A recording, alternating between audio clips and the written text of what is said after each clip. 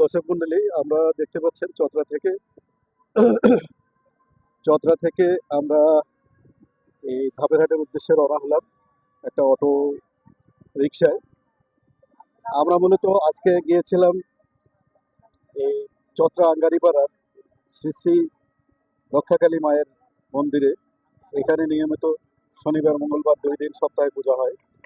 এই পূজা উপলক্ষে আমরা সেখানে গিয়ে আমাদের নিজ নিজ মনের বিভিন্ন তথ্য সেখান থেকে জেনে নিয়ে মাকে দর্শন করে মায়ের পূজা অর্চনা করে আমরা প্রসাদ গ্রহণ করেছি।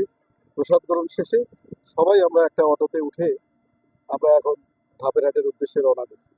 ধাপেরহাটে গিয়ে যেভাবে আমরা পারবো সেইভাবেই আমরা বাড়ির উদ্দেশ্যে যানবাহনে আমরা রওনা দিয়ে বাড়িতে যাব। দর্শক মন্ডলী, আপনারা সবাই আমাদের জন্য আশীর্বাদ করবেন, আমরা যেন ঠিকভাবে আমাদের নিজ গৃহে পৌঁছতে পারি। ধন্যবাদ সবাইকে। লাইক কমেন্ট শেয়ার করতে